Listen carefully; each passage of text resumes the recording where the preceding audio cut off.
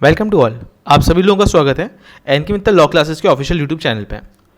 आज हम लोग अगेन आप लोगों के साथ जो मिले हैं वो हम लोगों का पर्पस है अपनी एमसीक्यू सीरीज़ को आगे बढ़ाना। यहाँ पे हम लोग आज इसके पार्ट 5 की बात करने वाले हैं। इससे प्रीवियस वीडियो आप लोगों को डिस्क्रिप्शन बॉक्स में प्रोवाइड हो जाएंगे, जहाँ से आप लोग अपनी प्रैक्टिस को और इन्हेंस कर सकते हैं। तो देखते हैं आज का हमारा पहला क्वेश्चन क्या है। उससे पहले एक छोटा सा रिक्वेस्ट होगा, चैनल को सब्सक्राइब करके अपना प्यार और सपोर्ट हमें दिखा दीजिएगा। आज का पहला क्वेश्चन है, एक bill of exchange is called a fill in the blanks by one who is liable to pay it on a due date. अगर एक पर्सन पे करने वाला होता है तो मैंने आप लोगों को बताया था उसके लिए जो बिल कहलाता है, जैसे मान लीजिए आपने मुझसे कोई उधार सामान खरीदा तो मैं आपको एक बिल लिख दूंगा।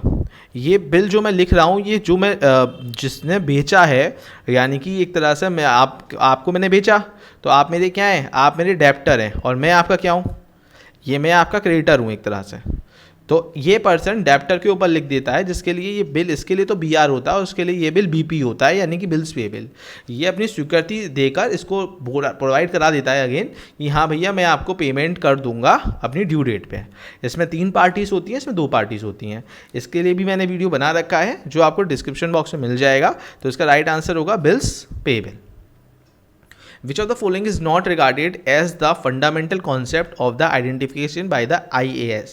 इंडियन अकाउंटिंग स्टैंडर्ड के तहत कौन सा कॉन्सेप्ट नहीं है? तो गुड गोइंग का होता है, यानी कि बिजनेस चलता रहेगा।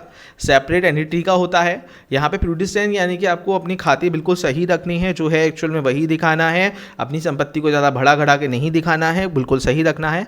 करेक्शन वाला नहीं होता है, ध्यान रखिएगा, अकाउंटिंग प्रिंसिपल में हमने ये भी पढ़ा है। Which are the following statement of revenue and revenue and expenditure को कौन चीज़ शो करती है? तो आप लोगों को पता है, आप सबसे पहले अपनी जर्नल एंट्रीज करेंगे, जर्नल के बाद लेज़र बनाएंगे, लेज़र के बाद ट्रायल बैलेंस बताएंगे, उसके बाद आपका ट्रेडिंग बनेगा, फिर पी&एल जो आपका इनकम और एक्सपेंडिचर को शो करता है, और उसके बाद आपका बैलेंस शीट बनता है। तो ये आज का जवाब क्या होगा? Profit and loss statement.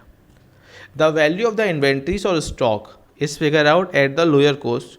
जो इन्वेंट्री और स्टॉक की वैल्यूज़ होती है वो या तो लोअर कॉस्ट पर दिखेगी एंड नेट रिलाइजेबल वैल्यू जो बचेगा, ठीक है ना, इसको याद रखिएगा। Provision of the doubtful debts कैसे एसेट्स हैं? देखिए एक बात को याद रखिएगा, कैसे अकाउंट होते हैं, इन्हें कॉन्ट्रा एसेट्स अकाउंट बोलते हैं। सर कॉन्ट्रा एसेट्स अकाउंट क्या होते हैं? कॉन्ट्रा एसेट्स में 2 अकाउंट आते हैं, एक तो नाम आपने देख लिया provision for doubtful debts account, और एक दूसरा आप लोगों का अकाउंट आता है एक्यूमुलेटेड डेप्रिसिएशन अकाउंट। इस बात को और याद रखिएगा। इनका मतलब होता है आप लोग ऐसे अकाउंट जो ओपन करते हैं जो आप लोगों को भविष्य में होने वाले नुकसान से बचाव के लिए आप अपने पास जो अकाउंट ओपन करके रखते हैं उन्हें कॉन्ट्रा एसेट्स अकाउंट बोलते हैं। ये नेगेटिव अकाउंट होते हैं, है ना, इसको आप नेगेटिव अकाउंट के नाम से भी जान सकते हैं। नेगेटिव अकाउंट भी इसका एक और नाम है, तो उसको इस नाम से भी जाना जाता है। Stock of a trading concern consist of, देखिए stock of a trading concern, trading concern क्या कहलाता है? मर्चेंट एजेंसी, है ना, सी ऑप्शन।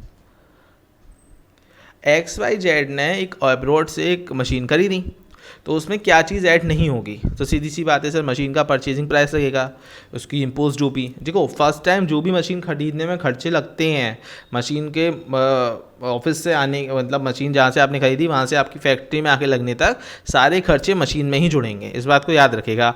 चाहे आपने उसे वहाँ पे रखा हो, कहाँ पे सर, जो हम लोगों का बाड़ा जिसे बोल सकते हैं आप लोग हिंदी में बाड़ा बोल सकते हैं, या फिर मे बी शिप बोट वगैरह पर रखा हो कि अब्रॉड से मंगाई है उसने, उसके चार्जेस लगे, इंपोर्ट ड्यूटी लगे, चाहे मशीन का खर्चा लगे, तो ये सब जुड़ेंगे मशीन के खर्चे में ही। रिफंडेबल टैक्स ऑब्वियस सी बात है मशीन के खर्चे में ऐड ये नहीं होगा, ठीक है, इस बात को याद रखिएगा। Which of the following ratio indicate the short term liquidity? Short term liquidity किसको कौन दिखाता है? तो उसका जवाब होता है acid test ratio. Short term liquidity का मतलब हो क्या होता है, आप अपनी संपत्ति को कितनी जल्दी कैश में कन्वर्ट कर सकते हो। शॉर्ट टर्म लिक्विडिटी हम कैसे देखते हैं? जितनी भी हमारी लिक्विड एसेट्स होती हैं, यानी कि जिनको हम जल्दी से जल्दी कैश में कन्वर्ट कर सकते हैं, इस बात को याद रखिएगा, उसको हम अपनी करंट एसेट्स से डिवाइड कर देते हैं, ठीक है ना। करंट जो भी हमारी एसेट्स होती हैं उनसे डिवाइड कर देते हैं, तो हमारी शॉर्ट टर्म लिक्विडिटी एसेट्स निकल आती हैं, एसिड्स निकल आती हैं। इसको याद रखिएगा, ये हमेशा शॉर्ट टर्म क्या होता है, एसिड टेस्ट रेशियो होता है। आप एक अपनी संपत्ति को कितनी जल्दी कैश में कन्वर्ट कर सकते हैं। एक एक्स्ट्रा एक्सपेंडिचर जो बेनिफिट इस फिनिश हो जाते हैं और जो जल्दी ही इंजॉय हो जाता है, तो उसका लैंग्वेज बदल के पूछा गया है। इस चीज़ को खर्चा बोलते हैं। आपने अभी जाके समोसे खा लिए, उसका स्वाद भी थोड़ी देर बाद जब आप कुछ और खा लेंगे ख़त्म हो जाएगा। तो बस वही हिसाब है।